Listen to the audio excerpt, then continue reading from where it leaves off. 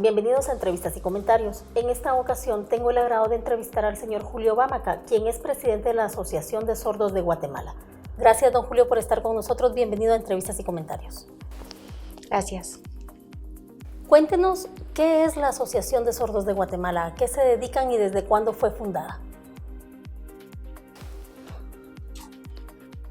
La Asociación de Sordos de Guatemala, ASORGUA, inició con un grupo de sordos. Empezamos a platicar en el año de 1970. Empezamos a platicar en relación a cómo trabajar la lengua de señas, ya que nos conocíamos desde pequeños. En Colombia, por ejemplo, teníamos conocimiento que había un grupo de sordos, pero no sabíamos cómo trabajarlo. En España nos enseñaron cómo trabajar una asociación y nos dieron un documento para podernos guiar. Entonces, poco a poco fue que nos metimos la papelería para poder ser reconocidos como una persona jurídica. Como hicimos convocatoria para tener más personas sordas, hicimos un encuentro de sordos. Luego nos aventuramos con la lengua de señas para poderla aprobar, pero lastimosamente no habíamos podido darle avance. Este es nuestro tercer intento y es el número 5603. Hemos visto avance en esta lengua de señas y ojalá podamos tener la aprobación de esta lengua de señas antes de que termine el año. Este proyecto que usted menciona fue presentado en el año 2008 y ya pasó la segunda lectura en el Congreso de la República. Hace falta esa tercera lectura, que es de la que pues, usted menciona, de que se espera de que antes que termine el año esta pueda ser aprobada. ¿Qué se necesita para que realmente los legisladores le den esa importancia y que pueda ser aprobada? Sí, es muy importante, la verdad es que es necesaria para la comunidad sorda, puesto que no hay una lengua de señas oficial y la necesitamos para poderla difundir a nivel nacional, puesto que los niños sordos necesitan aprender la lengua de señas. Cuando ellos lleguen a la universidad es importante tener esta información, cómo un intérprete puede apoyarnos en nuestra educación, porque de forma oral realmente es muy complicado. Entonces, por ejemplo, yo cuando era pequeño solo me comunicaba con lengua oral, pero cuando crecí la lengua de señas fue muy fuerte. Entonces es muy importante tener este apoyo para las personas sordas en la universidad y en todo centro académico, puesto que esa es una herramienta para nosotros, la lengua de señas. Hay una diferencia entre llamarle lenguaje de señas y lengua de señas. Muchas personas la llaman lenguaje. ¿Por qué no llamarle lenguaje y por qué es una lengua de señas? Sí, es muy buena pregunta. Son dos significados diferentes. Por ejemplo, lenguaje es algo escrito, es algo que nosotros vemos en papel. Son las letras ya escritas, se ven de forma escrita, oral y todo, y de las formas que se utilizan. Pero la lengua es de forma cultural. Es la forma en que cómo nos comunicamos, es como un idioma maya, es de forma cultural. La lengua de señas también es de forma cultural. Entonces son dos formas diferentes. Y entonces, ¿cómo ayudaría a la comunidad de sordos de Guatemala a que esta ley sea aprobada? ¿Cuál sería el beneficio que ustedes recibirían?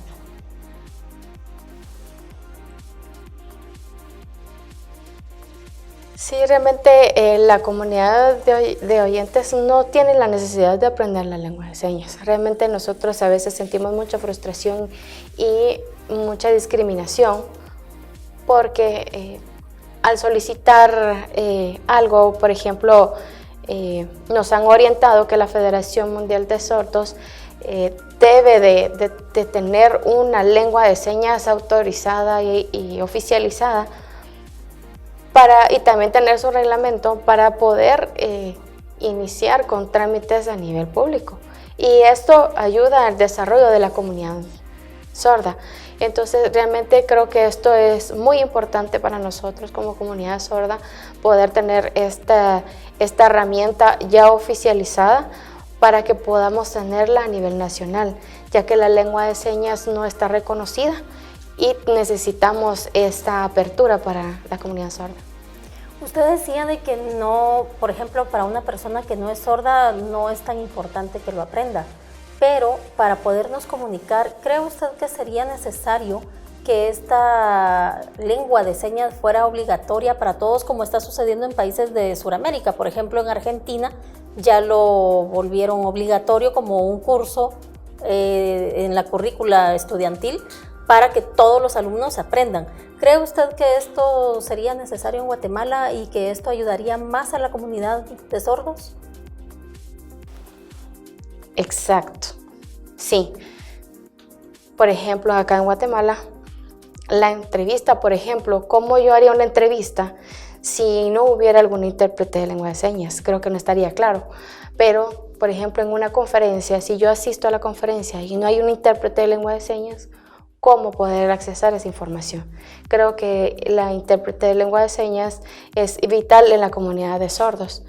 Entonces yo me siento muy orgullosa de participar en varias actividades y me siento con el corazón agradecido porque he podido defender la lengua de señas y he podido promoverla. Y yo sé que Guatemala puede. Sé que también con el apoyo de los oyentes podemos tener oportunidades iguales, equitativas. Necesitamos que los niños también conozcan y aprendan también a trabajar con intérpretes, porque por ejemplo ellos nos ven a nosotros, de que nosotros hemos desarrollado y hemos aprendido bastante con la relación de otras personas. Por ejemplo, ¿la lengua de señas viene a ser un tema universal o es a discreción de cada región, de cada país?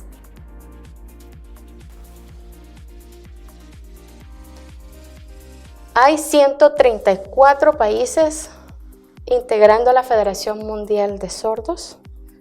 Guatemala también está integrado y cada uno tiene su propia lengua. Hay 84 países que ya tienen la ley en su país y ya está aprobada. Casi todos en Sudamérica. Guatemala falta. Ahorita Argentina ha aprobado un nuevo proyecto de lengua de señas y se ha visto el desarrollo de la comunidad sorda en esos países. En el caso particular con usted, ¿cómo fue ese proceso para adaptarse y aprender la lengua de señas? Cuando, por ejemplo, en los años 70, cuando empieza esta asociación, no había un lenguaje como tal. ¿Cómo fue ese proceso en su vida?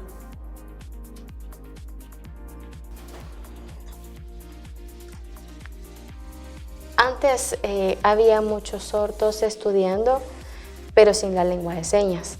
Solo era lectura facial y no teníamos conocimiento de lo que hacíamos.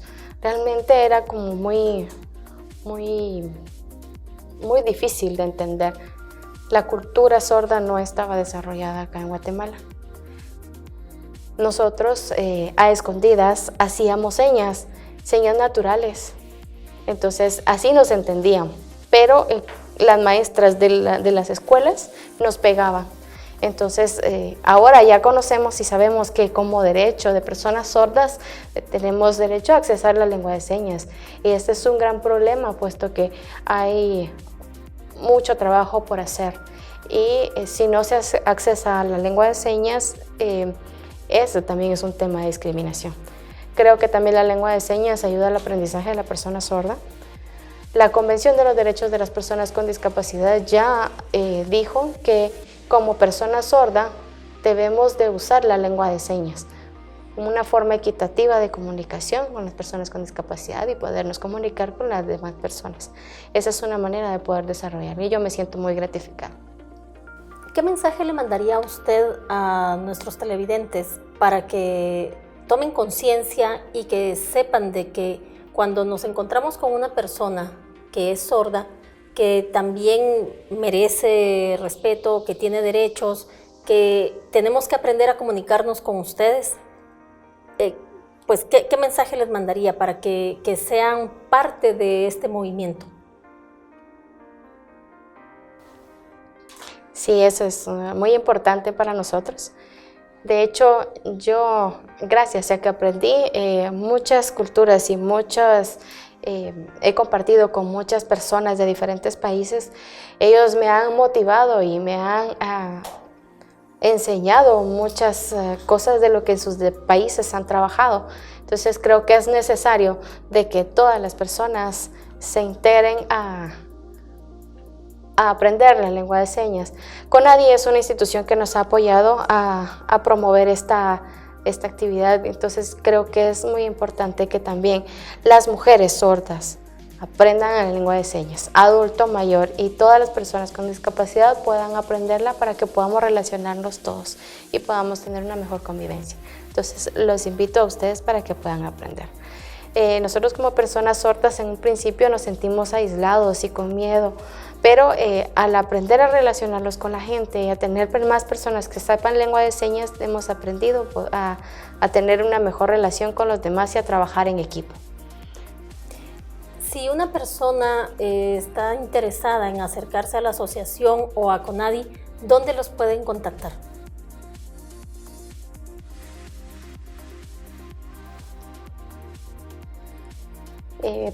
Yo soy de Azorgua, estamos en la segunda calle. Nosotros somos de la segunda asociación en la que enseñamos lengua de señas. Y la necesidad de enseñar la lengua de señas es para poder tener más intérpretes y podernos apoyar de esta manera a nuestra comunidad de sordos. Hay asociaciones de sordos en donde se puede enseñar la lengua de señas. Estamos ubicados en la zona 10, en la segunda calle, 1044, zona 10, cerca de Ciudad Vieja. Una invitación a nuestros televidentes para que tomen conciencia y que sean parte, como decíamos, de este movimiento y que el lenguaje o lengua de señas, como es el término correcto, pueda tener más auge en Guatemala y pueda llegar a todo el país.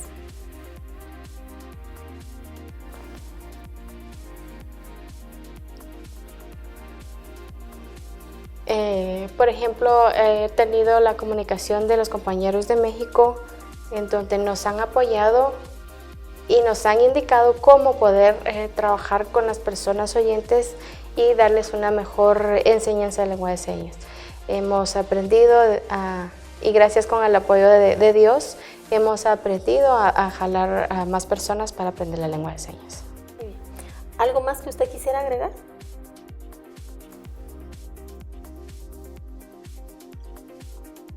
Agradecer el apoyo.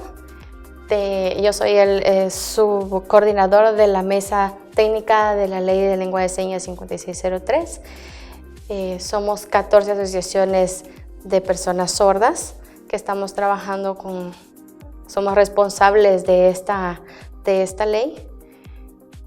Estamos trabajando de manera unida y todos somos iguales y hemos trabajado de la misma manera en este tiempo para poder tener esta iniciativa de ley. Esperemos que sea aprobada en poco tiempo. Muchas gracias por la invitación.